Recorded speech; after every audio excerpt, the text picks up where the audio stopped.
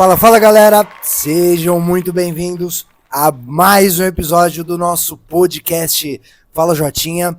Depois dessas férias aí que nós tiramos, eu sei que você deve estar se perguntando, puta, por que os caras não dão continuidade a isso, né? Mas a gente tá pior do que o Rafinha que reclamou que não podia ter férias, né, por conta do Mundial, e a gente acabou tirando aí alguns dias aí de férias para fazer um repouso, dar umas atualizações, né, dar um descanso. Você sabe como é que é a diversidade, né? Mas para você que tá aí, já clica na mãozinha, já deixa teu like, compartilha, segue o canal, que a gente vai voltar com tudo. E hoje mesmo, a gente já vai começar, ó, com esse fundo aqui, ó.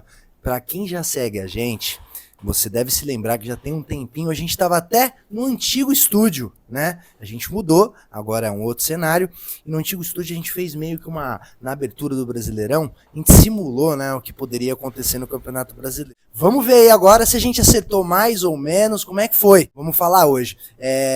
Jotinha, é um prazer estar novamente contigo aí. E galera, a gente está com a presença do fenômeno aqui, nosso grande amigo, irmão. Eu acho que já é de casa, né, Jotinha? Acho que já tá. Já não é mais convidado, galera. Eu vou nem apresentar, porque o Vini já tá com a gente há tanto tempo que, cara, já é de dentro, já é de casa. Vini, prazer estar contigo. Vamos bater bastante papo hoje. E galera, eu queria, antes de mais tudo, eu queria falar um negócio aqui com vocês que é o seguinte. Eu acho que no geral a gente busca as nossas oportunidades, a gente cria as nossas oportunidades. Então, tudo que você se dedica, tudo aquilo que você busca, você, em algum momento, você vai encontrar o encaixe da tua oportunidade.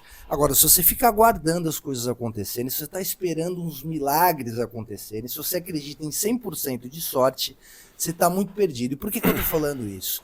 Porque eu queria parabenizar o nosso grande amigo por uma conquista que ele teve e fala muito sobre isso, sobre como você se prepara, como você busca as suas oportunidades, né? Você não fica esperando as coisas caírem no teu colo. E o quão você não desiste, o quão você se esforça para você chegar no teu objetivo, que não é fácil, galera. Tem muito livro de motivação que você lê aí em 1 hora, 2 horas, uma semana, mas viver, você buscar aquilo, você passar na pele, é diferente. Então, Vinão, mais uma vez, parabéns aí pela tua conquista, cara. Você é um cara que traz orgulho para nós, né? E eu espero estar com você no Peritos, né, galera, que vai sair e você vai contar para nós e você vai ser o exemplo do cara que vai estar assistindo. Você vai contar como que você fez isso, como que você buscou e vai mostrar para quem tá assistindo o quão é difícil, mas o quão é valoroso quando a gente conquista aquilo que a gente sofreu para poder ter. Então, galera, você que tá assistindo a gente, presta muito bem atenção nisso,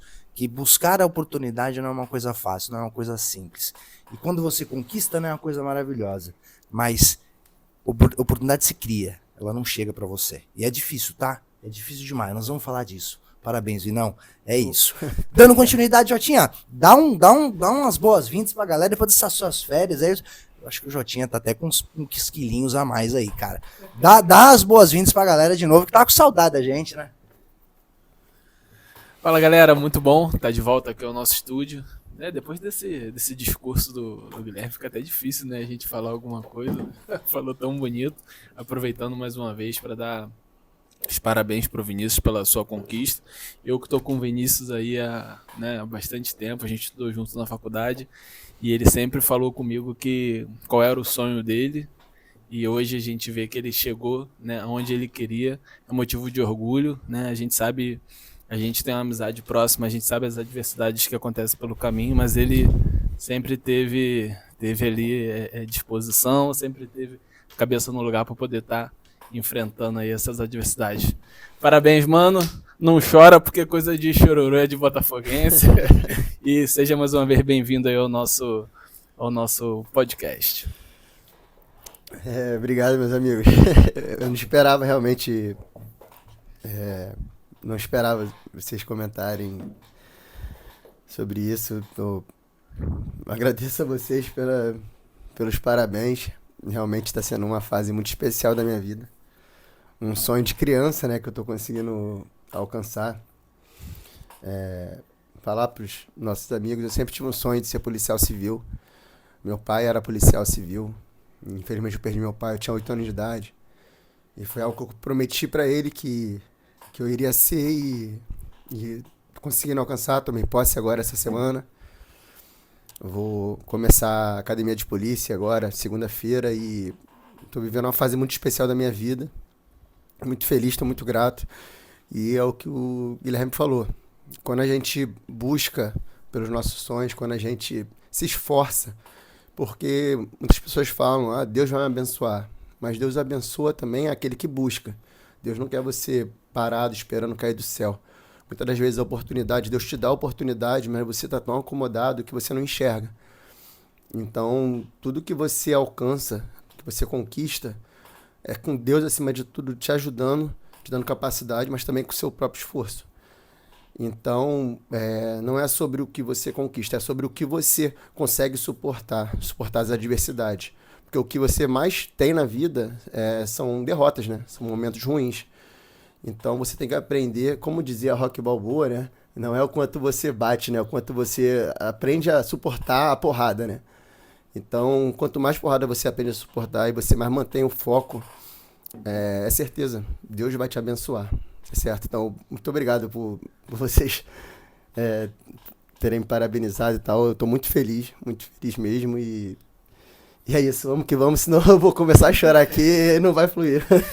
Imagina, Vinão, parabéns, cara. Feliz demais aí com a tua conquista e a gente vai falar muito mais sobre isso em síntese aí no Peritos. Faço questão de te receber pra gente bater um papo, porque você tem bastante coisa pra contar pra muita gente, pra gente. Então vai ser bacana demais a gente explorar disso aí. Mas hoje, galera, hoje também nós vamos explorar, mas nós vamos explorar o seguinte... Por falar em oportunidades, vamos começar falando do nosso tricolor paulista, que está tendo uma oportunidade muito grande, né, no Campeonato Brasileiro. Eu não contava, né? O São Paulo, que dispensou os Beldia depois de fritar o cara mais do que tudo. Entrou Hernan Crespo, eu confesso a você, torcedor São Paulino, que eu fiquei preocupado demais. Falei assim, agora lascou tudo, fudeu, é segunda divisão, já era. Mas não é que mandou, Jotinha. E eu não, olha só, eu não acreditei que o São Paulo fosse conseguir despontar no Campeonato Brasileiro do jeito que ele tá despontando, cara. Tá jogando bem, tá indo bem. Não sei se dá pra ser campeão, mas vamos ver. Na Libertadores também passou, gente do céu, olha, eu não sou, eu não tô sendo negativo, sabe? Mas assim, eu também não esperava que o São Paulo fosse conseguir embalar na Libertadores, né? E nós vamos falar também sobre isso aqui. Agora, o Mirassol também, Jotinha. Olha só, galera. Se a gente fosse apostar, investir dinheiro nas bets, nós já tinha tomado um pau aqui, que o Mirassol a gente colocou na zona de rebaixamento, ele tá em sétimo, né? E se demora, chega quinto, né? E o meu Cruzeiro, pra quem tá percebendo aqui, ó, o meu Cruzeiro, rapaz, Gabigol, como é que um Cruzeiro com Gabigol não ia estar bem no Campeonato Brasileiro, Jotinha? Eu fui falando do Gabigol há um tempão, mas eu também, como flamenguista, 50% no meu coração flamenguista, a gente acertou, né? O Flamengo tá lá em cima, tá na ponta, na hegemonia, todo mundo preocupado se o Flamengo voltaria do Mundial cansado, se essa crise com o Pedro poderia minar um pouco o Flamengo, se teria um Flamengo um pouco mais cansado, mas não, tá lá, tá firme, tá forte, e tá ali o Palmeiras seguindo ele ali, ó, só do ladinho ali, ó, só esperando uma oportunidade. O nosso Botafogo se despediu da Libertadores, vamos ver, será que vai investir agora, o Jotinha, no Campeonato Brasileiro? Será que o Botafogo vai viver em 2025 de ressaca, que eu venho falando isso desde janeiro, que o Botafogo tá com uma cara de ano de ressaca da porra, né? Mas vamos ver. E o Bahia do meu Rogério Ceni, ô Rogério, tinha que ser técnico da seleção brasileira. Tá ali, ó, tá de novo, tá lá, tá firme, não vai deixar passar. Jotinha, abre pra nós aí os temas aí, de acordo com o que eu falei. Eu acho que eu esqueci alguma coisa ou outra e você vai entrar com essa parte técnica maravilhosa aí que você sabe fazer muito bem. Eu acho que do que a gente fez aí de prognóstico, né, antes do Campeonato Brasileiro começar, acho que a grande surpresa é o Mirassol, né? Acho que a gente poderia começar falando do Mirassol, que a gente colocou como último lugar, mas, cara, foi baseado, né, sobre aquele momento ali onde que o Mirassol ele vinha com um técnico interino, né?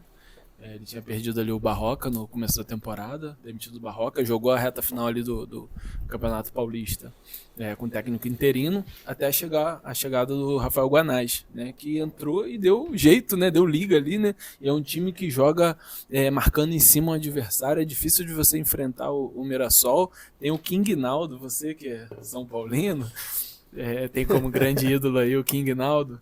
Cara, o Quignaldo mais uma vez aí já 7 gols no campeonato, né? Talvez estaria aí na seleção do campeonato até o momento.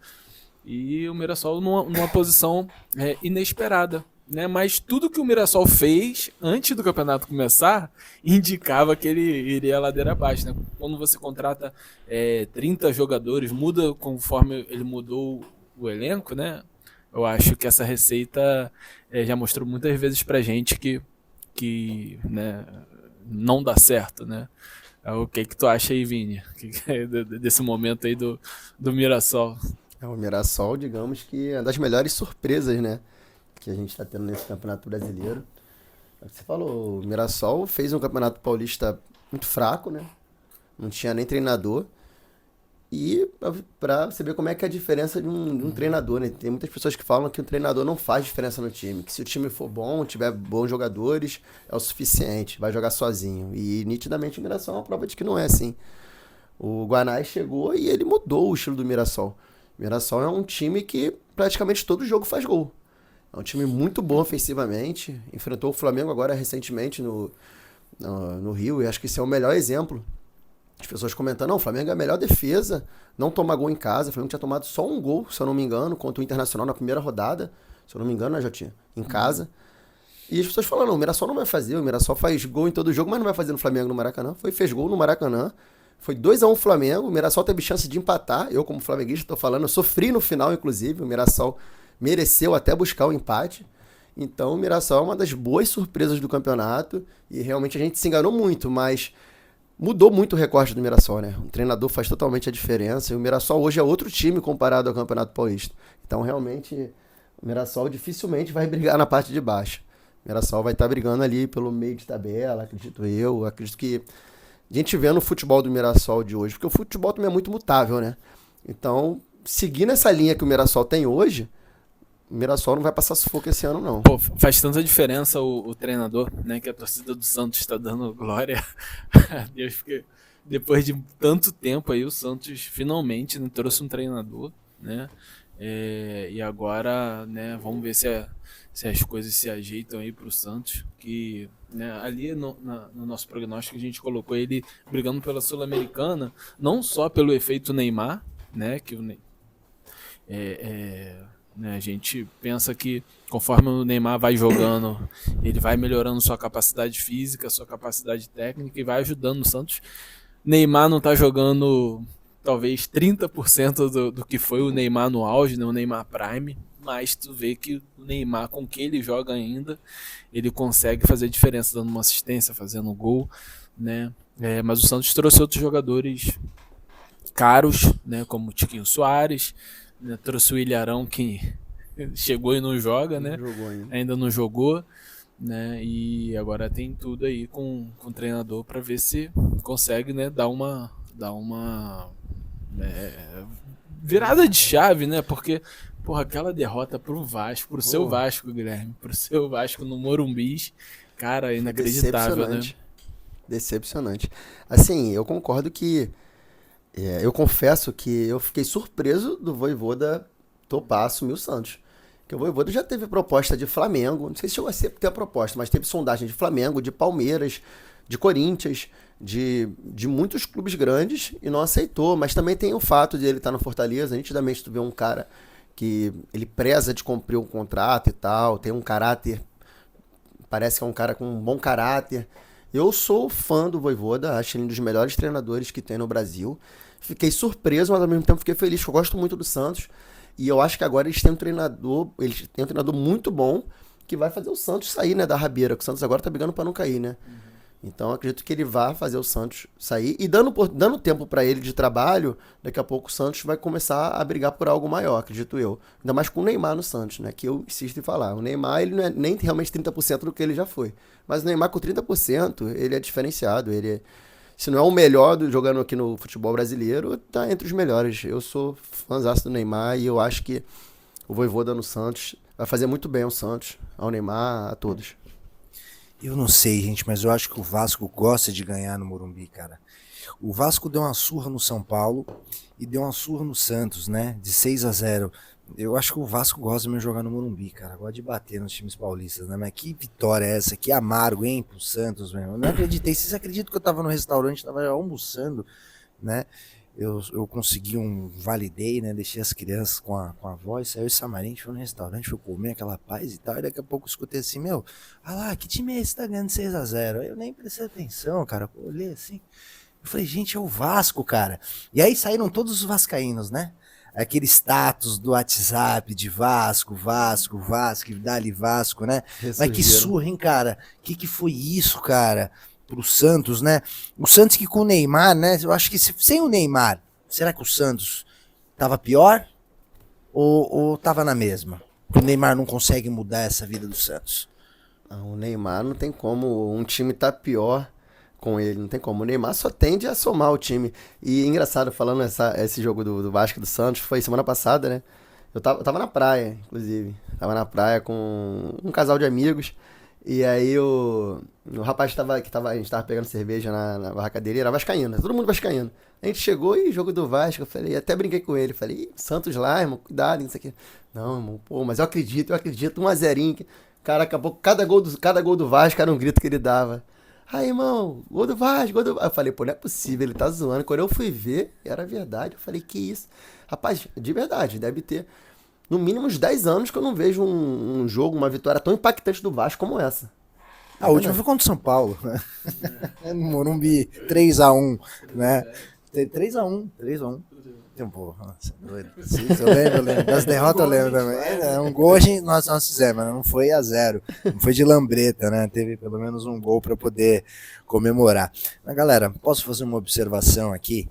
É meio louca, mas sabe onde eu acho que o Neymar ia ser um jogo assim?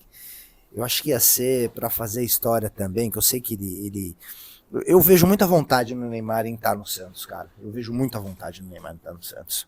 Eu vejo que ele não tá de má vontade, ele quer, né? Ele tem vontade de estar no Santos, embora tenha todas as polêmicas, todas as questões que a gente vem falando desde que ele entrou no Santos. Eu vejo ele muito interessado em jogar no Santos, né? Do contrário, eu acho que ele já teria saído, já teria reincidido o contrato. Mas sabe um time que eu acho que ele ia brilhar muito, assim, ia ser bonito de ver? Eu gostaria de ver no Flamengo, cara. Vocês não têm vontade, assim, de, mesmo né, não sendo flamenguista, mas não acho que ia ser eu achei, inclusive, que ele ia pro Flamengo para pelo menos disputar o Mundial, né? Mas eu vejo o Neymar com uma camisa do Flamengo, assim, ia ser bonito. Eu acho que ia desengrenar ali um futebol diferente, acho que encaixava um futebol ali, sabe, que ia ser marcante até pro futebol brasileiro, assim, sabe? Então eu vejo o Neymar muito no Flamengo. Você não acha não, Jotinha, que não tem uma carinha de Flamengo no Neymar? E como tem, né? Eu acho que ele já deu declarações também que ele gostaria de jogar no Flamengo. Acho que combinaria até se fosse nesse Flamengo do Felipe Luiz, então, né? Que tem a posse de bola, e ele precisa, né, do time ter a posse de bola. Né, eu acho que encaixaria, mas eu não gostaria muito não. Pra falar a verdade, eu não gostaria muito não. Mas, cara, eu queria aproveitar aquela outra pergunta que você fez né, o Neymar o Santos tá melhor ou pior, né, com o Neymar. Eu acho, cara, que o Neymar no Santos talvez seja ali o sopro de esperança, cara. Sinceramente, aquele choro ali do Neymar no final do jogo, eu não sei se vocês tiveram essa percepção também, mas a percepção que eu tive foi um choro de tipo, primeiro, assim, pessoal, né, dele, tipo, caralho, onde eu vim parar, olha o que eu tô, né, olha onde é que minha carreira chegou, sofrendo uma derrota desse tamanho, né. O Neymar nunca tinha sofrido uma derrota assim, tão impactante, né? O Neymar jogando, né, para um time nunca tinha sofrido uma derrota assim. E, né, ali foi o fundo do poço. Eu acho que o choro veio dali, foi caralho, fundo do poço, né? Pô, tomando de 6-0 em casa pro Vasco, 54 mil pessoas no Morumbis, né? E por ele também, pela história dele no Santos, né? Talvez ali depois do Pelé, ele seja o maior jogador da história do Santos, talvez, né? Então, cara, pra mim foi impactante. Ali teve muitos momentos impactantes aquele jogo, né? O choro do Neymar foi um deles. A torcida do Santos naquele protesto de costa pro campo, né? Então ali teve muitos momentos impactantes. O pós-jogo também, né? Eu queria depois que tu falasse sobre isso também. O Neymar tá vivendo tudo que se passa no futebol brasileiro, né? Ter que receber a torcida, né? Ali, né? A torcida invadindo, né? Entre aspas, o CT, né? Porque com certeza aquilo ali é liberado, né? Então ter que estar tete a tete ali com o torcedor, né? Sendo criticado porque ele não podia chorar, cara. Eu sinceramente vi muita gente, cara,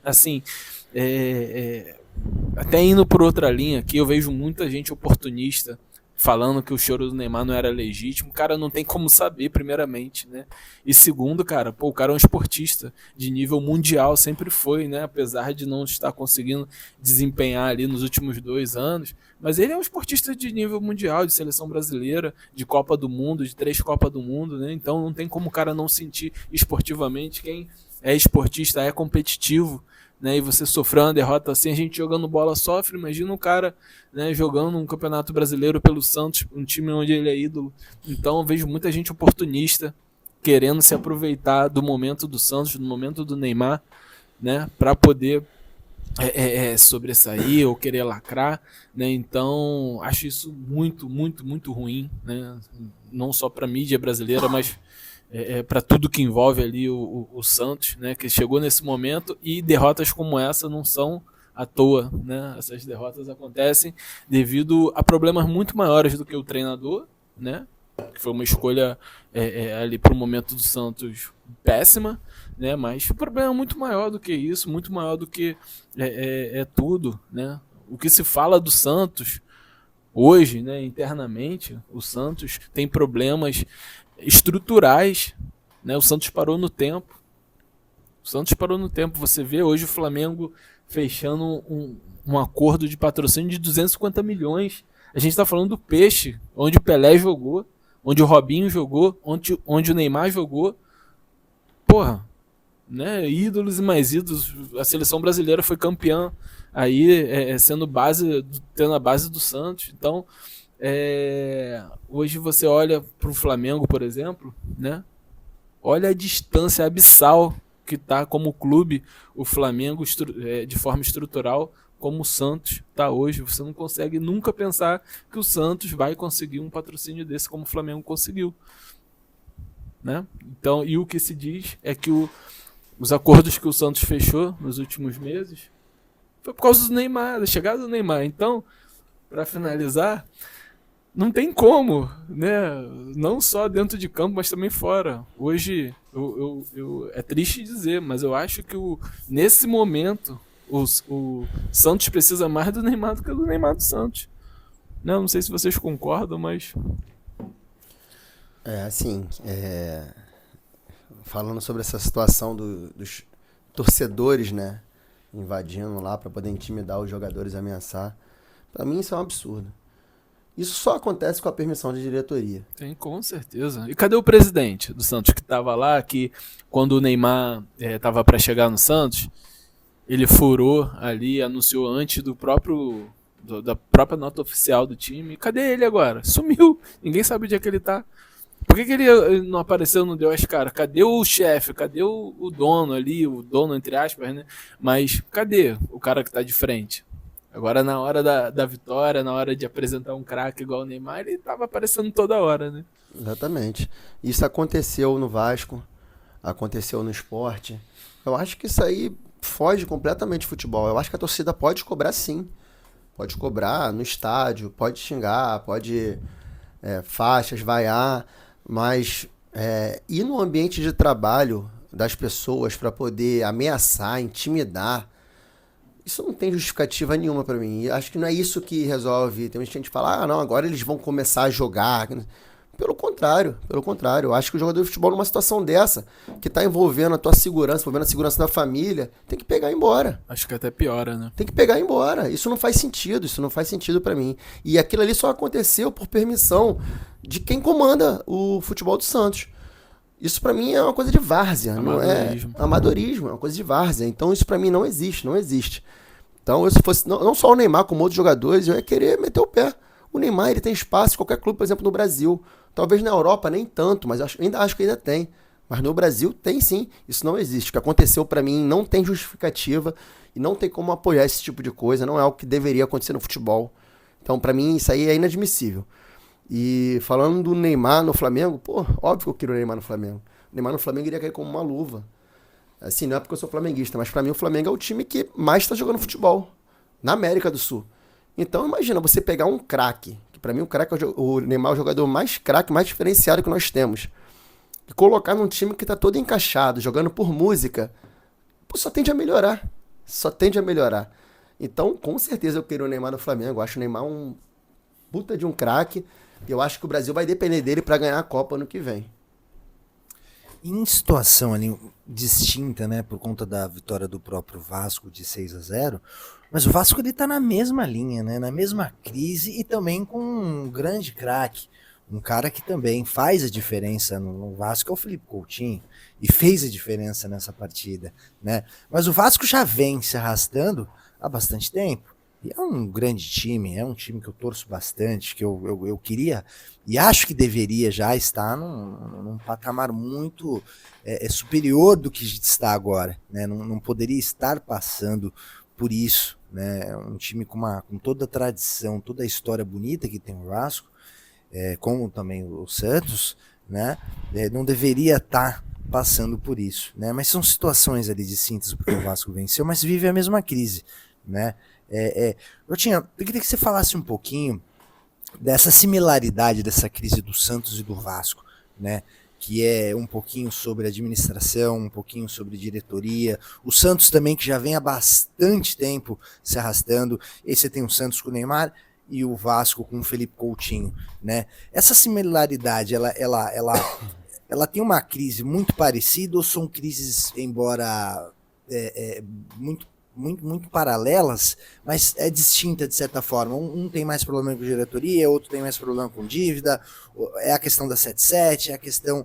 O que está ali ramificado nessa crise desses dois grandes times? São dois grandes clubes, né, do eixo principal brasileiro, e quando se fala de futebol, que é o eixo Rio-São Paulo, né, então são duas grandes marcas, mas que passam por problemas, como eu falei aqui do Santos, né, problemas estruturais graves, né, eu não sei quem tá acompanhando a gente aí. Galera, não deixa de dar o like aqui, a gente trouxe mais uma vez o Vinícius, a gente tava com um amigo, né, do Vinícius que citou a gente, Alex, né? Foi, mandar um Alex. abraço para ele aí que Alex. citou o nosso podcast. Então, galera, não deixa de curtir, não deixa de se inscrever no nosso canal.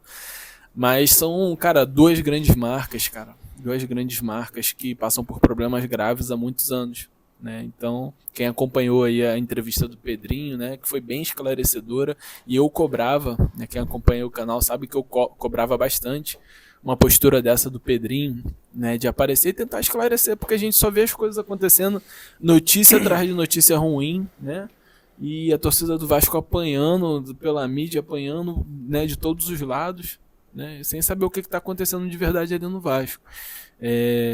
Mas assim, eu ainda vejo o Vasco, né, apesar de a tabela mostrar que mesmo com aquela derrota o Santos ainda está à frente, né, do Vasco, mas o Vasco eu ainda vejo que ele está tentando ir por um caminho, né, uma direção de você tentar encontrar ali uma solução das dívidas, né, equacionar suas dívidas ou pelo menos estancar enquanto um grupo não consegue a compra do Vasco, né, depois desse imbróglio todo da 77, né, o Pedrinho falou bastante sobre isso, sobre essa questão de você tentar equacionar a dívida, de você não gastar mais, sabe, não piorar a situação, porque cobra-se muito sobre a situação do Vasco, os jogadores que o Vasco tem, o time que o Vasco tem, né, e falta investimento, né, então o Vasco não vem tentando se alavancar, não vem fazendo grandes investimentos para poder tentar andar com as próprias pernas. O Vasco é uma grande marca, né? Tem uma torcida gigante, talvez seja um clube que consiga com as próprias pernas, talvez ali uma solução como o Flamengo conseguiu, né? Tentar ali segurar durante alguns anos para daqui a pouco deslanchar. mas eu vejo uma gestão do Vasco ali mais pés no chão. Já o Santos não tem, tu não vê, ou não consegue enxergar ali a longo prazo, melhora, porque o Santos vem com problemas de endividamento muito sérios, né? E as contratações do Santos são loucas. Pô, o Santos pagou 20 milhões no Tiquinho Soares. Porra, cara, o Tiquinho Soares, pô, como botafoguense, sou fãzaço do Tiquinho Soares. Ele veio no momento pro Botafogo ali, né? O Botafogo tava carente de ídolo, ele, pô, se colocou nesse lugar. Mas claramente ele tá em decadência na carreira, reserva do Botafogo. Pô, como é que você paga 20 milhões por um cara que tá fazendo 34 anos? Pô, isso é loucura, cara. Loucura. E sem você ter dinheiro. E sabe qual é o pior disso? Não são os grandes investimentos por jogadores. Tu vê agora, trouxe Mike, trouxe o Ilharão, tudo jogador já cascudo.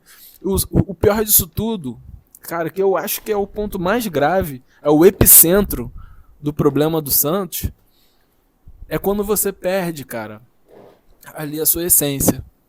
Qual era a essência do Santos? A base. A base, é lógico, é a base. Os meninos da Vila, né? A gente cresceu escutando falar sobre os meninos da Vila, né? A gente viu a geração Diego, Robinho surgir, né? Aquela seleção que o Santos montou com garotos da base. Elano, e tinha o Renato, que era um pouquinho mais experiente, né? O Léo, aquele time do Santos, né? Que fez história. Né? E depois veio com o Neymar, né? Veio com o Ganso, André, né? Então, porra, o time quando perde a sua essência é pior ainda, sabe? Fica perdido. É um time que tá perdido ali, não sabe pra onde vai. Né? Então, Gabigol também. Gabigol e outros, né, cara? E outros craques ali que o Santos criou em casa. E isso bate lá na frente, ali a médio e longo prazo, quando você não consegue mais fazer caixa, né? Isso, o que mantinha o Santos? Essas grandes vendas, né? Com o Neymar, do Diego, Robinho, do Gabigol, e outros garotos também que saíram e voltaram. Teve o Ângelo, teve o David Washington, que já está aí de volta no Santos. Então, isso acaba fazendo com que o Santos não gere mais caixa e não consiga se manter e não consiga investir na base, né? E para onde é que será que esse Santos vai? Então, acho que a grande preocupação é essa. Acho que o Santos perdeu a sua essência e a partir daí vejo um grande vazio pela frente. Talvez seja a saída e uma gestão mais pés no chão também, como o Vasco tá tendo aí com o Pedrinho, né? Que tá tentando fazer isso, né? Assim, em relação ao Santos, não sei se vocês viram que o Santos estava querendo pegar o Sampaoli, né? Eu falei, meu Deus do céu, que loucura que o Santos vai fazer. Vai ser um tiro no pé. Loucura. Aí eu pensei, é que estão pensando que vai ser o Sampaoli que vai levar o Santos pro vice-campeonato igual levou alguns anos atrás. Falei, o Sampaoli, ele é um treinador, é até um bom treinador, só que ele também tem umas ideias muito doidas.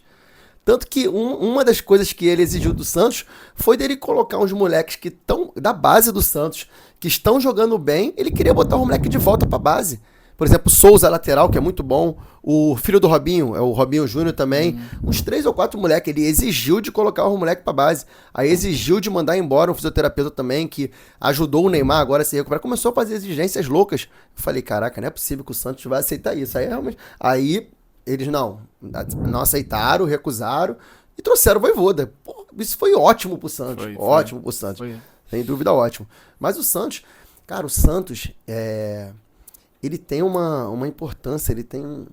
Se você for na Europa e perguntar de time do Brasil, se perguntarem para 10 pessoas, o time do Brasil que você conhece, cara, não vão falar Flamengo não. A maioria vai falar Santos, por causa do Pelé. O Santos tem um tamanho absurdo que as pessoas não têm ideia. Então, o que fizeram com o Santos, pô, é algo absurdo. O Santos, ele tem tudo para ser uma potência. Sim. Tudo para ser uma potência. A marca é muito grande, né? Muito grande. Eu gosto muito do Santos, E falando do Vasco, o Vasco é outro, cara. Apesar de eu ser flamenguista, eu sempre comento até em roda com amigos, roda de bar. Cara, estão acabando com o Vasco. O Vasco é outra potência absurda. O Vasco, pra mim, no Rio de Janeiro, só tá abaixo do Flamengo, como potência. Lógico, perdeu muito em questão técnica, não briga mais por título. Quem briga é Botafogo, Fluminense com o Flamengo. Tanto que muitos vascaínos sumiram. Mas o Vasco, a marca Vasco da Gama, eu acho um absurdo, cara, um absurdo. Então, só que isso vem de muito tempo que eles estão minando o Vasco, né? Até quando o Vasco estava ganhando muito, tinha muita corrupção lá dentro. Na época do Eurico Miranda e tal. Só que até então tava vindo títulos, então, não, tá valendo, tá tendo corrupção e tal, estão levando o dinheiro do Vasco e tal, mas tá bom, tá vindo títulos. Só que uma hora a conta chega. Isso aconteceu com o Vasco, isso aconteceu com o Cruzeiro, isso tá acontecendo com o Galo. Uma hora a conta chega. Não adianta você só ganhar naquele momento para depois você pagar durante décadas. Porque o Vasco, ele não é mais o Vasco, tem 2 décadas. 2 décadas ele tá pagando por isso. E eu vejo no Pedrinho um cara honesto, assim, pelo menos eu acredito, pelo menos é o que ele transparece, um cara honesto. Só que eu não vejo um cara muito técnico, sabe? Um gestor. Acho um cara vascaíno, um cara que quer ver o Vasco grande, só que eu acho que o Vasco precisa de pessoas mais técnicas, de administradores, sabe? O Flamengo passou por isso, o Flamengo ficou anos e anos e anos brigando para não cair, todo mundo só queria sugar do Flamengo. O Flamengo só conseguiu se levantar quando chegaram pessoas realmente administradores, gestores realmente especializados nisso. Que aí o Flamengo conseguiu se levantar. Então eu acho que falta no Vasco mais essa parte técnica da gestão. Não só no Vasco, como no Santos também. Porque são 2 marcas gigantes, só que estão sendo mal geridas.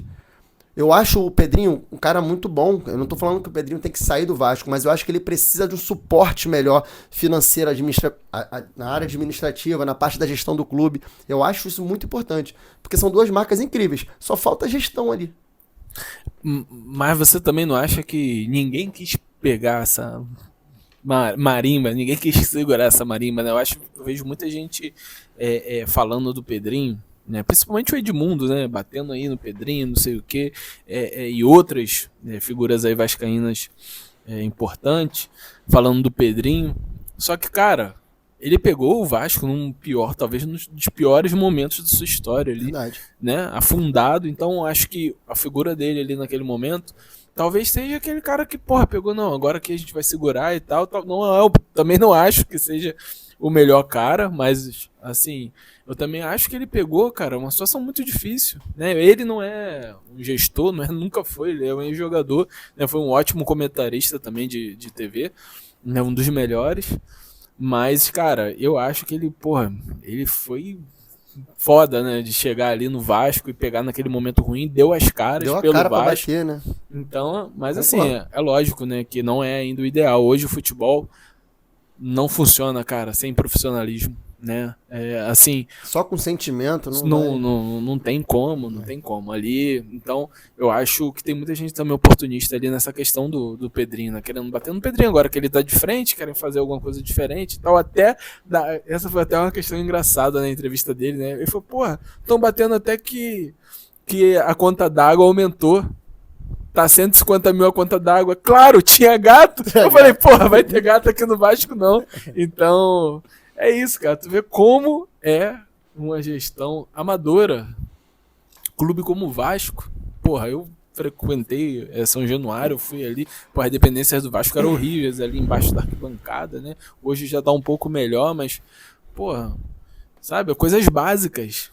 No Santos e no Vasco faltam coisas básicas, né? Então, aí tu pega os tubarões, que hoje são Flamengo, Palmeiras principalmente, agora o Botafogo. Então, você pega esses tubarões, cara, o Vasco e o Santos estão muito longe, estão muito aquém, né?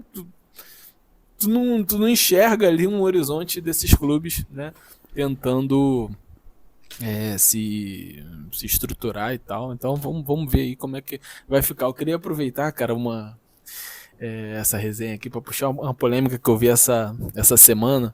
O comentarista Bruno Formiga entrou, isso está até em alta, né, nas redes, né? Tem muita gente fazendo isso, né? Ele enfrentou 10 haters aí falando sobre quem é que foi melhor, né? Quem é que foi ou ainda é, né? No caso do Neymar, né? Ele estava fazendo uma comparação entre Neymar e Ronaldinho Gaúcho na história do futebol brasileiro. E o Neymar acabou vencendo. Eu queria a opinião de vocês dois sobre isso. E, aproveitando, né, falar que segunda-feira tem a convocação da seleção brasileira.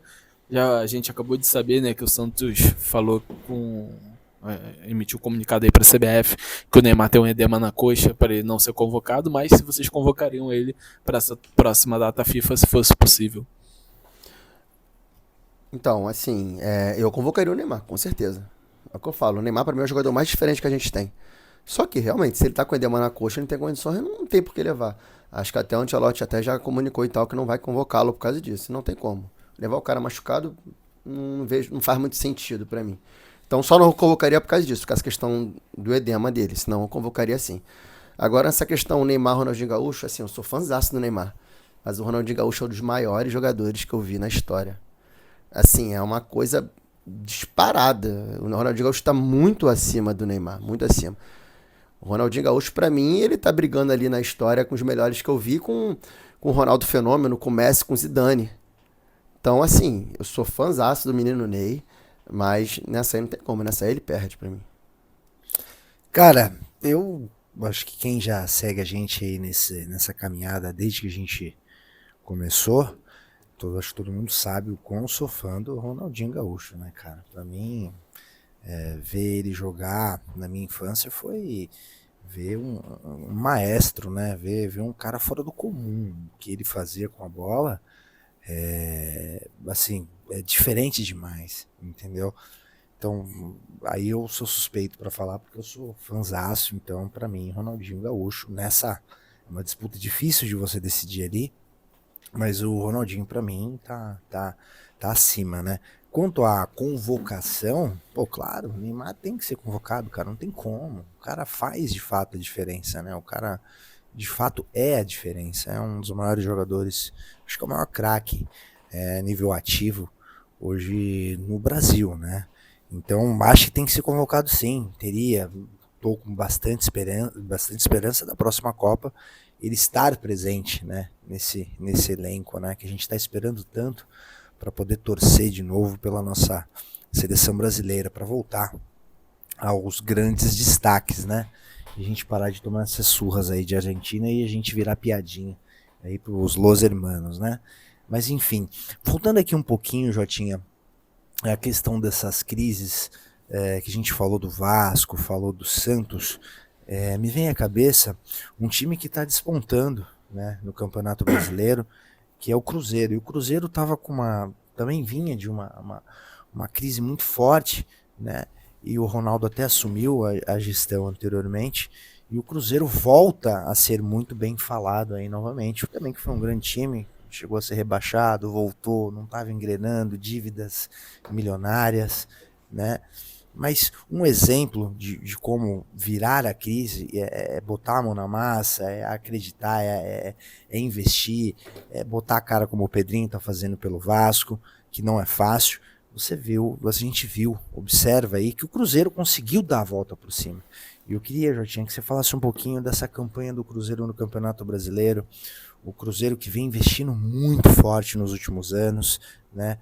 Ainda não conseguiu conquistar algo assim tão forte, né? De títulos, né, mais marcantes, mas está voltando a aparecer, né? Conseguiu ali de repente construir um elenco um pouco mais sólido, né?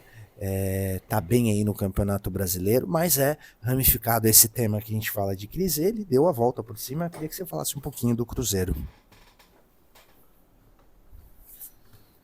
Importante também do Cruzeiro é essa questão do Ronaldo, né? O Ronaldo entrou no Cruzeiro num dos piores momentos da história do Cruzeiro, né? Teve ali grana, né? Botou o seu conhecimento, né? O Ronaldo é um grande empresário, né? Então ele viu no Cruzeiro também a oportunidade de se beneficiar de alguma forma, mas ele estancou a crise do Cruzeiro arrumando a casa, né? Então isso é muito importante dizer.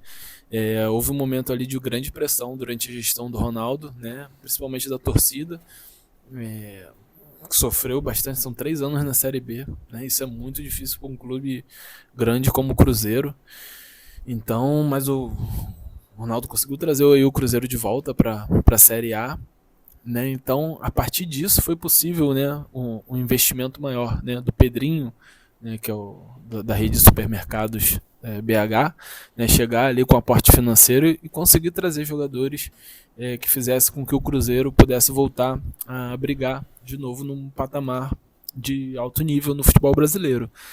Então, mas é bom a gente lembrar isso, só foi possível a partir da gestão do Ronaldo, né? Uma gestão profissional que faltava para o Cruzeiro, né? Então, hoje o Cruzeiro está brigando aí pelo Campeonato Brasileiro, mas isso é muito engraçado, né? Como funcionam as coisas no futebol brasileiro, é que o campo diz muito, né? Então, para muitas pessoas, quando o time está ali ganhando, é caso do Corinthians, caso do Santos, né?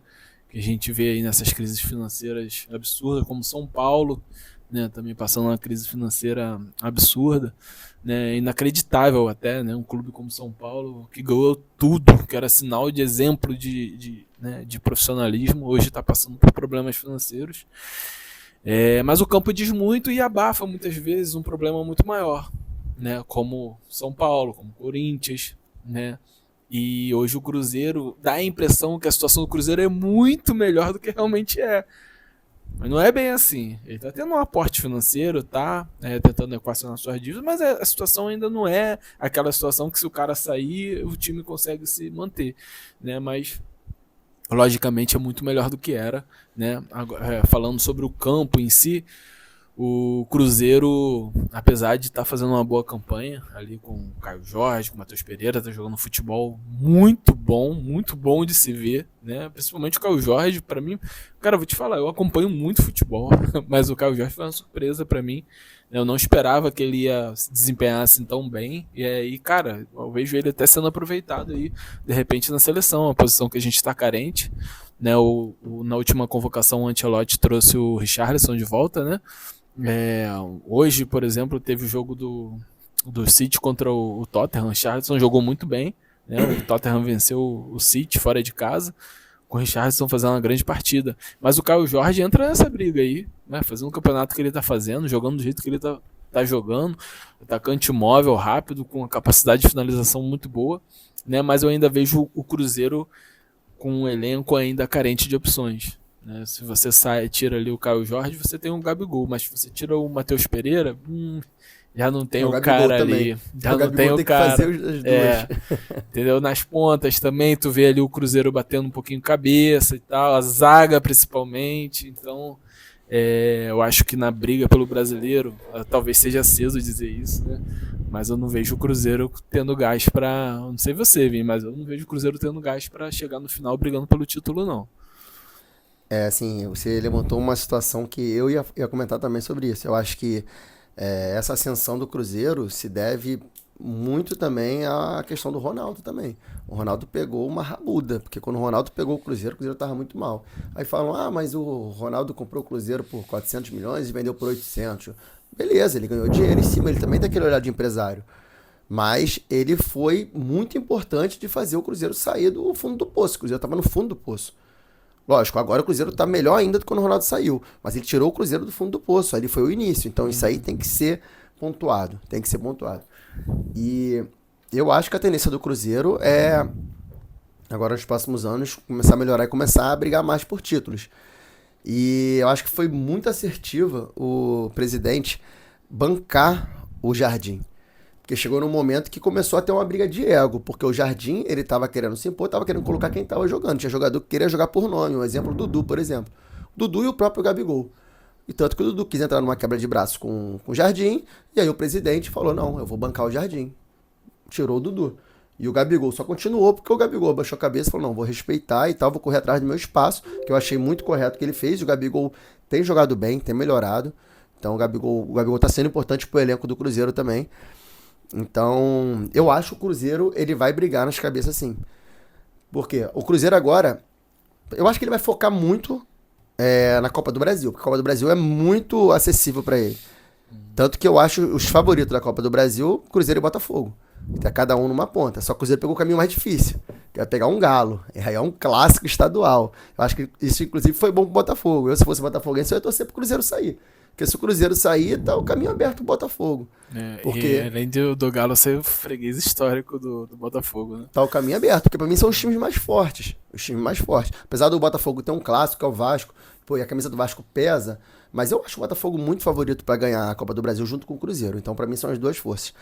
Então, mas eu acho que o Cruzeiro não vai querer abrir mão do brasileiro. Eu concordo com você que falta elenco. O Cruzeiro tem um time muito bom. O Caio Jorge está jogando muita bola. O Matheus Pereira, nossa senhora, muito também. O Cruzeiro tem um time muito bom, mas quando Os laterais, né? Mas quando depende do elenco, de substituir, realmente falta peça. Falta. Sim. Perde então, muito. Então assim, eu acho que o Cruzeiro vai brigar, mas eu não coloco o Cruzeiro como favorito. Eu acho que nessa briga do título aí vai ficar principalmente de Flamengo e Palmeiras. Porque o Palmeiras vem naquele, às vezes, jogo feio e tal, pá. Mas quando tu vai ver, o Palmeiras tá ali, ó. Um pontinho atrás do Flamengo. Então, assim, eu acho que vai ser Flamengo e Palmeiras, mas eu boto o Cruzeiro também ali, circulando também e brigando também. E eu vou te falar, e é muito bom ver o Cruzeiro voltando, né, a brigar pelos títulos, sabe? Eu gosto muito do Cruzeiro também. E eu acho importante, pra tu ver como é que uma gestão também é importante. Se tiver uma gestão no Santos, uma gestão, assim, uma gestão realmente bem técnica, realmente, no Santos e no Vasco, pode vir a acontecer, porque a marca Cruzeiro é gigante, tão quanto a do Vasco, a do Santos. Então é muito legal ver isso voltando a acontecer. O Cruzeiro voltar, tá brigando lá em cima. É engraçado o Palmeiras, né? O Palmeiras, caramba, essa crise aí de Abel, de torcida, né? Abel sendo sarcástico com a torcida, batendo palma pra torcida, né? Mas ali tu vai olhar, caraca, porra, o Palmeiras tá em crise, pô, a torcida havaiana, o time torcida brigando com o treinador, e tu vai olhar, o Palmeiras tá em segundo lugar. Foi ali ganhando seus joguinhos ali, como quem não quer nada, 1-0 aqui e tal, e tal.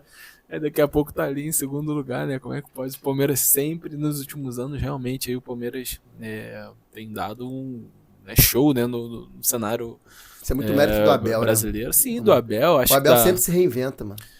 Sim, da Leila também, né? Sim, da Leila com certeza. E a gente tá falando sobre um projeto de reformulação de elenco do Palmeiras, né? O Palmeiras nunca mudou tanto o elenco na gestão do Abel como agora, né? Hoje o elenco do Palmeiras está muito diferente do que era no ano passado. Eu acho, inclusive, esse elenco desse ano, o melhor elenco que o Abel já teve em mãos. É um dos melhores, porque a Leilinha abriu o cofre também, né? É o melhor, pra mim é o melhor. melhor. Abriu o cofre, né? As contratações muito caras que o Palmeiras fez, apesar da perda do Richard Rios aí agora, né?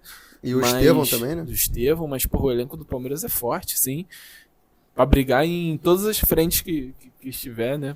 E aqui, cara, pra gente não perder aí, a gente já deve estar indo já pros finalmente, cara. A gente não perder aí, a gente não pode deixar de falar da decepção aí das últimas rodadas do Botafogo, né? O Botafogo vem cambaleando, né, na temporada. Também ele tá em 6º lugar no Brasileirão, mas muitos problemas, né? A gente vê o Botafogo aí com muitos problemas. Perdeu agora pra LDU, foi eliminado da Libertadores. Eu não queria deixar passar, né?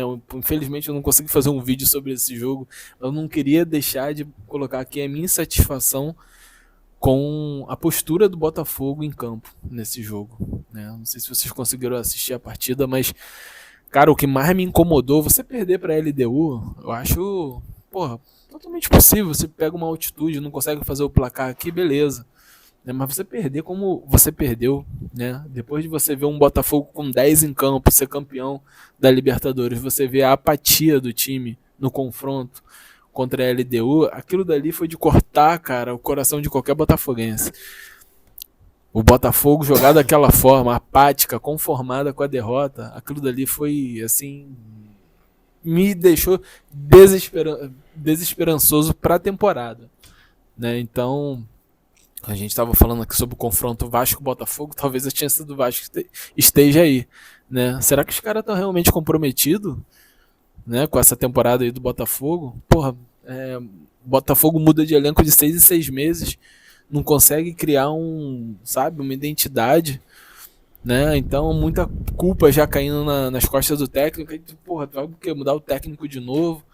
Então o Botafogo tem que tomar cuidado, né? Apesar de ter um elenco muito forte, eu acho que o elenco do Botafogo é muito forte, apesar de ter sido mal montado ali, um quebra-cabeça durante a temporada, mas ainda assim continuo achando que é um dos 3 elencos mais fortes do país, né? Mas, cara, acho que tá na hora de repensar essa mentalidade aí do Botafogo, porque tá claro pra mim que você trouxe jogadores porra, muito forte, né, como o Luiz Henrique, Igor Jesus, time muito forte, Almada, o time encaixou, deu certo, mas cara, isso não vai dar certo de 3 em 3 meses, de 6 em 6 meses não. Então tá na hora do Botafogo começar a pensar ali no espinho dorsal, tentar seguir um trabalho de longo prazo, porque aquilo que a gente viu na quinta-feira foi, cara, pra mim, pior jogo da temporada, do Botafogo disparado ali. Você achava que o Botafogo nunca ia conseguir empatar aquele jogo, ou pelo menos diminuir para levar para os pênaltis. Eu também concordo. Eu esperava mais do Botafogo contra a LDU. Inclusive, depois do resultado de 1-0 aqui, eu até falei com o Jotinho. Eu falei, irmão, esquece. O Botafogo vai sair. E não só pelo resultado, porque o Botafogo jogou mal. Ali o resultado assim, justo seria um empate, sabe? E, o Botafogo é muito superior à LDU. Muito superior. Então, quando eu vi 1-0 o Botafogo pra jogar lá na altitude, que é difícil pra caramba. O Flamengo jogou contra a LDU lá agora na fase de grupo. Foi 0-0 o jogo. Mas os caras dando a vida. Foi uma batalha, realmente. Eu falei, pô, vai ser muito difícil o Botafogo passar. Eu comentei. Então, realmente, eu achei que faltou o comprometimento dos jogadores, mas eu também achei que o técnico errou. Inclusive, ele falou em entrevista depois que ele não conhecia muito bem a LDU. Eu achei que faltou um pouco de comprometimento dele, de poder estudar melhor o adversário, estudar melhor os pontos fortes e os pontos fracos do adversário. Eu achei que o treinador errou sim. Talvez no segundo jogo eu achei que ele errou de botar 3 volantes, fazer igual o Paiva fazia. Então achei que ele meio que se acovardou, acabou trazendo os caras ainda mais pro campo dele, mesmo sendo difícil jogar na LDU. Eu achei que o treinador tem sua parcela de culpa, mas eu também não acho que a solução é ficar trocando de treinador de 2 em 2 em 3 em 3 meses. Então eu acho que o Textor, esse ano ele escolheu mal as peças dos treinadores. E eu acho que às vezes o Textor tem uma arrogância dele achar qualquer um que eu colocar no meu time vai dar certo. O futebol não é assim. Ele tem essa arrogância de montou um time fortíssimo igual a semana passada. Não, eu vou tirar Luiz Henrique, eu vou tirar Almada, vou vender e tal. Eu vou trazer outros e vai dar no mesmo. Vai ser assim. O futebol não é receita de bolo. Então, talvez esse ano ele está começando a enxergar isso. O futebol precisa de um entrosamento, precisa de um treinador mais experiente. Não pode botar qualquer um cara que nunca foi treinador na vida e tal. Tem que ter uma identificação com o clube. Tem uma série de questões. Não pode, vou trazer qualquer um e vai dar certo. Então, eu acho que o treinador teve parcela de culpa nessa eliminação, mas o principal, sem dúvida, é o Textor. E, na minha opinião, ele está muito arrogante. Esse título ele conquistou ano passado também por mérito dele. Isso acabou aumentando ainda mais o ego dele e talvez agora, depois desse ano, vai baixar um pouco a bola e isso vai ser bom pro Botafogo. Olha, eu insisto ainda, numa opinião, vou chamar de bem obtusa, porque para mim ficou muito claro, já em fevereiro desse ano, que o Botafogo montou uma estrutura para não passar vergonha, mas que não seria a mesma coisa do ano passado. Que não faria a mesma campanha do ano passado. Então, assim, a nível do que foi investido no ano passado, a nível do que foi conquistado, do que foi o Botafogo, um Botafogo bem comercial, um Botafogo bem forte, estava claro, pelo discurso do Textor, pela forma da gestão de todo o clube do Botafogo, que seria um ano que não era para passar vergonha, não era um ano para você estar disputando ali para não cair, não era um ano para você estar tentando ficar na Sul-Americana, mas era um ano de ressaca, né? Vamos ficar na ressaquinha aqui, tá tudo bem, a torcida vai perdoar, porque, porra, nós fazemos uma campanha da porra aí em 2024, então vai, né? Mas eu não tô surpreso, eu jamais diria que o Botafogo não tem um elenco atual para ser campeão. Mas em vista do que foi, em vista dos discursos, que se você pegar o que os caras estão falando no início do ano, fica muito claro de que é meia bomba. Ia ser aquela coisa meio assim, vai ficar no meio pra cima um pouco, mas, cara, não vai ter tanto isso, né? Então, assim, eu não tô muito surpreso, não. Tá? Eu muito pelo contrário, eu acho que tá no que foi prometido, do que eu vi discursado, do que eu vi falar e do que foi feito, eu acho que tá na linha, é isso, vai ficar ali. E aí, quem sabe, no ano que vem, volta a investir muito bem. Porque eu vi um Botafogo se alavancando absurdamente em 2024, para tentar recuperar um 2023 que foi muito amargo, né? Um 2023 ficou na glória absurda, virou uma assombração, virou uma tragédia pro Botafogo. e veio um 2024 muito glorioso, né? E aí foi a farra, né? Ganhamos, pai, é isso, pai, pão, e temos fôlego para 2025, cara, não temos mais tanto. Então ele não recuou tanto de uma forma que ficasse um Botafogo irreconhecível, né? Mas também não é esse Botafogo que a gente viu em 2024. E aí foi o que o Vini falou, entendeu? Então entra numa linha, tira o Luiz Henrique, tira esse, tira aquele. Não, você vai ter uma diferença sim, né? Então não tá nesse patamar. Da mesma forma, eu falo sobre um Palmeiras, Heaven and Hell, tá entre o céu e o inferno. Né? O que o Palmeiras vive, que esse futebol aí também que tá ali muito próximo, né? Não tem aquele futebol magnífico, mas tá sempre ali, também tá perigoso. O Palmeiras também, se você for olhar o que a torcida tá cobrando, o que o Palmeiras pode entregar, o investimento que o Palmeiras tá fazendo, cara, é uma nuance absurda do céu e do inferno. Pô, você tem o Abel Ferreira sofrendo crise, e vou te dizer, eu queria o Abel Ferreira no São Paulo, eu queria o Abel Ferreira na seleção brasileira.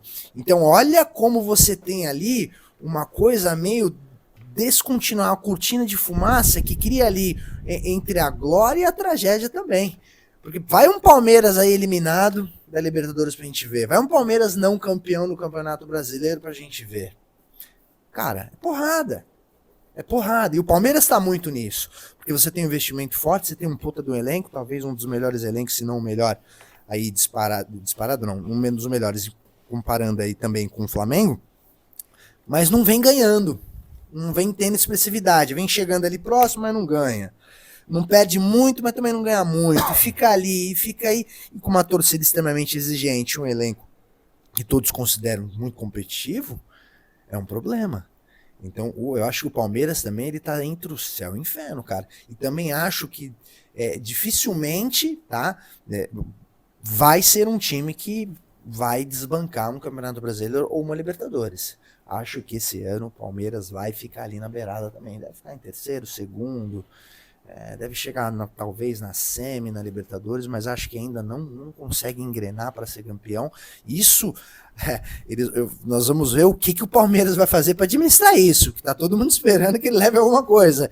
Então fica nesse céu e inferno que eu vejo o Palmeiras aí, né para enfrentar, né?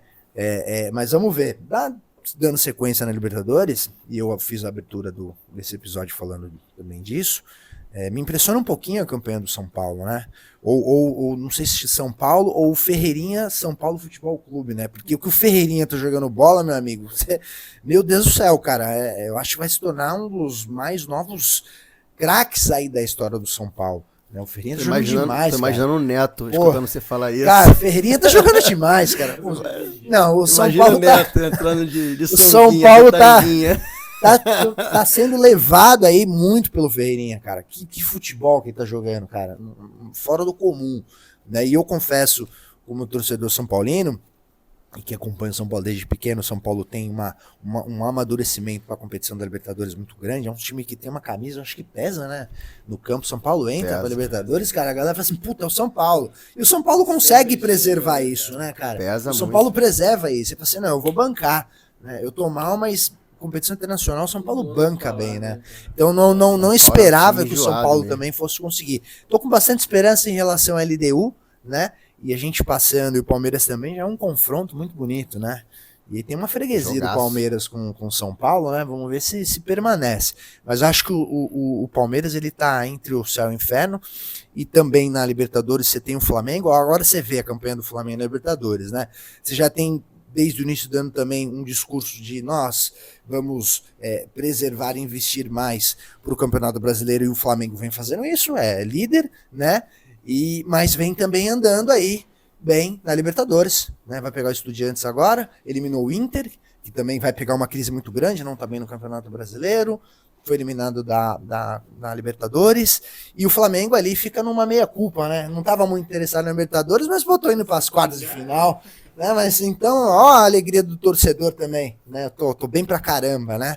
E Jotinho, eu queria que você falasse um pouco disso, eu queria que você falasse um pouquinho do Flamengo, do Palmeiras e do São Paulo na Libertadores. O que você imagina desses times, o tanto que eles podem chegar, desse céu e inferno também que eu falei aqui em relação ao Palmeiras e essa meia culpa do Flamengo de não estar tão interessado na Libertadores, mas tá avançando, né? Eu queria que você falasse um pouquinho sobre isso. O São Paulo tem uma relação de amor com a Libertadores, né? Que é impressionante, né? Todo ano o São Paulo, tu olha para as quartas de final, tá ali o São Paulo, né? Brigando mais uma vez. E, cara, tem tudo aí. Assim, a gente viu esse jogo, confronto aí do Botafogo contra a LDU. Acho que, além da LDU ter feito um bom jogo aqui, acho que lá foi mais demérito do Botafogo do que por si só a LDU fez um jogo fantástico, absurdamente, porque é uma falha, né, bizonha do Botafogo no começo do jogo e depois um pênalti ali infantil cometido pelo Marlon Freitas, né? Então acho que o São Paulo tem totais condições de avançar aí para as semis. Tu falou muito bem, o Ferreirinha é um jogador mediano, mas que, porra, hoje no Brasil ele consegue, vez ou outra, se destacar e ser decisivo no 1 contra 1 ali principalmente, né? Mas eu vejo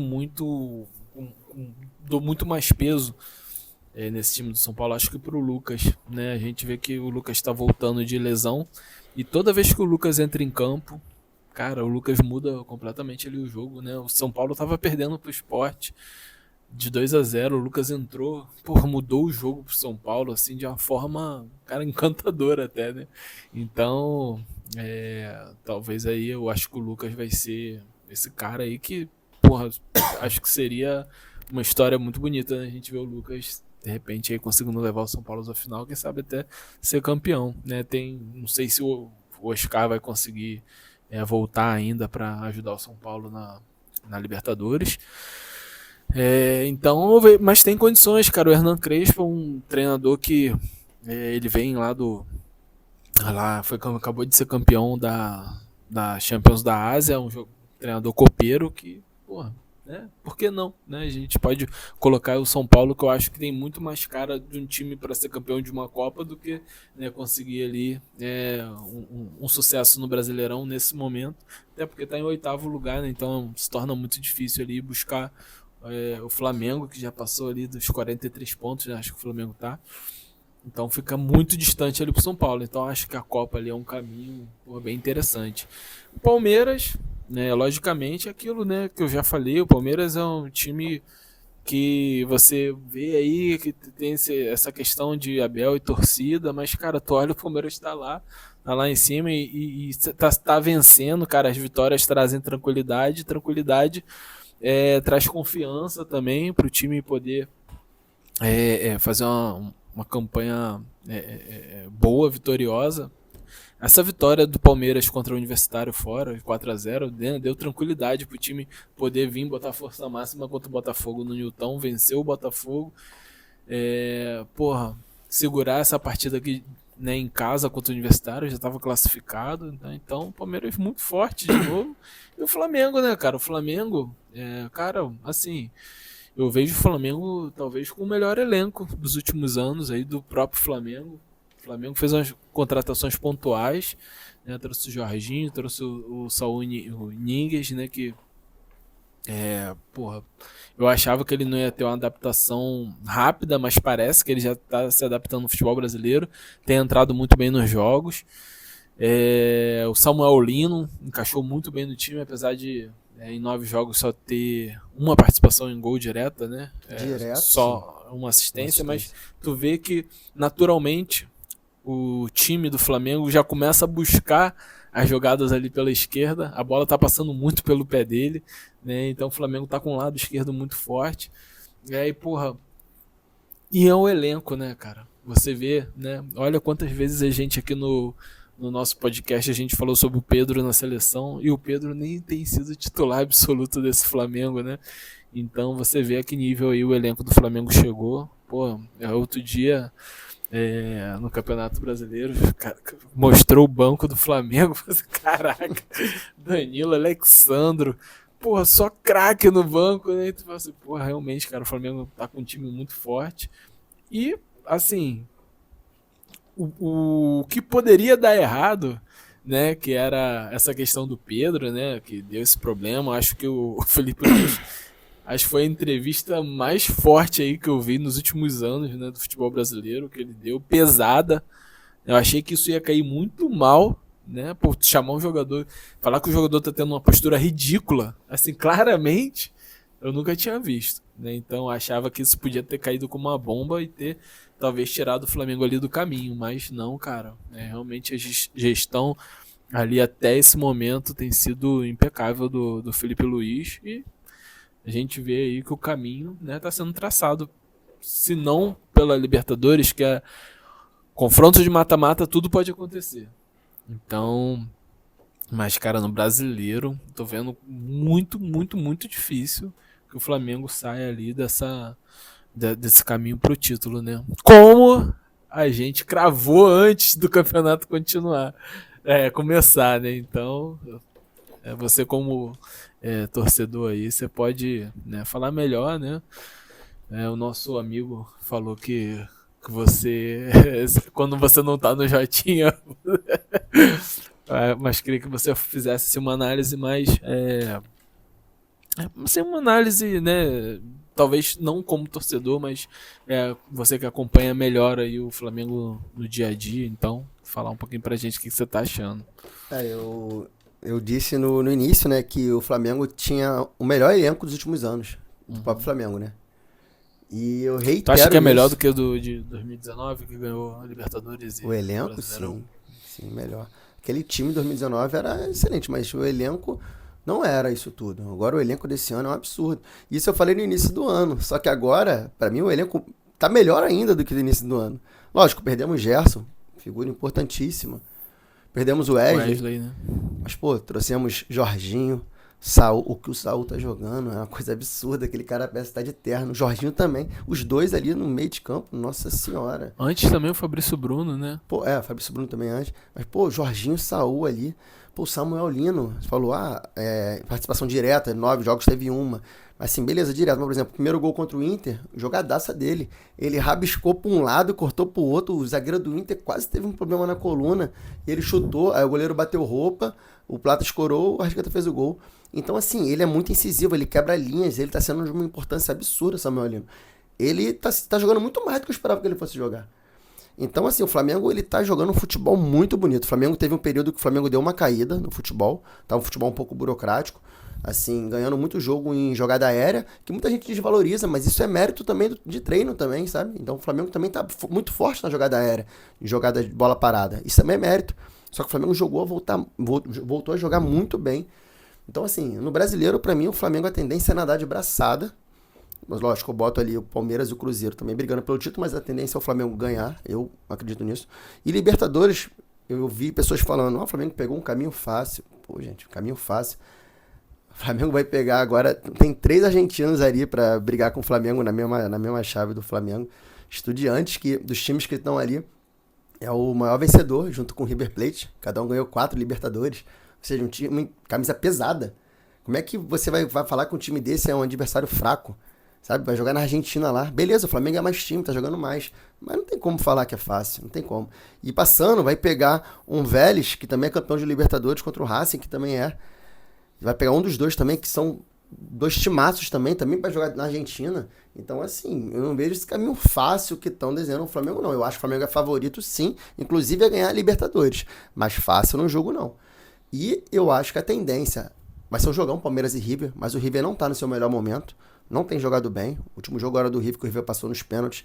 Não foi um jogo bom do River. Time fraco, né? O Libertad, né? Libertad, time fraco. E o Libertad jogou muito melhor que o River, inclusive. Inclusive dentro do Monumental. Dentro do Monumental, jogou melhor. O River passou, acho que na força da camisa. Foi. Então, assim, talvez a camisa possa pesar pra ter um jogo mais parelho, mas a tendência é o Palmeiras passar, a tendência. Mas vai ser um jogo bom de se ver. E o São Paulo com a LDU, eu acho que a tendência é o São Paulo passar também. São Paulo não der mole de não fizer o resultado em casa, que o Botafogo deu esse mole. Porque na altitude acaba se tornando um outro esporte, não é nem mais futebol. Lá tu joga alguma outra coisa que não é futebol. Influencia muito. Mas acho que a tendência é o São Paulo passar. Então acho que vai ser um Palmeiras e São Paulo muito bom. Eu vejo o São Paulo numa crescente absurda com o Crespo. O Lucas voltando agora, o Lucas é um jogadoraço. Que inclusive, eu acho que ele é um sério candidato a estar na seleção, na Copa do ano que vem. Porque o Lucas ele é muito bom jogador. Eu acho que o Ancelotti está olhando com ele com muito carinho. Olhando pra ele com muito O carinho. problema são as lesões, né? O problema são as lesões, Eu acredito que o Oscar também vai voltar pra ajudar nessa Libertadores. Vai voltar. E o Oscar também é um jogador muito bom. Muito bom. Então acho que vai ter um clássico muito parelho ali, Palmeiras e São Paulo. Mas eu, particularmente, como flamenguista, eu tô torcendo pra uma revanche. Um Flamengo e Palmeiras na final. Eu tô torcendo, vou torcer por isso. Vou torcer. Vamos ver o que vai acontecer. Mas eu acho que a tendência é ser Flamengo e um Palmeiras ou São Paulo na final. Mas eu não acho que o caminho do Flamengo fácil, não. Eu acho muito difícil esses adversários argentinos. Até o Felipe Luiz sendo questionado sobre o que o Jorge Jesus fez em 2019, ele podendo fazer agora.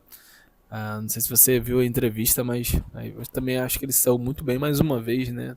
Falando que não tem como comparar e tal, né? Acho muito legal, e o Felipe Luiz também, ele tem saído muito bem também nessa comunicação, né? Com a imprensa, resguardando o grupo, né? Não trazendo pressão, né? Então, acho que isso também é mais uma das virtudes que o Felipe Luiz tem mostrado aí, cara, que não deixa de ser uma surpresa, né? O primeiro trabalho aí do Felipe Luiz como técnico de um grande clube, um trabalho profissional, né? Primeiro trabalho dele profissional. Então ele tem, cara, apagado o incêndio na hora certa, ele tem falado bem com a imprensa e é o que você falou, tá trilhando o caminho, cara, que eu acho muito difícil de alguém conseguir tirar.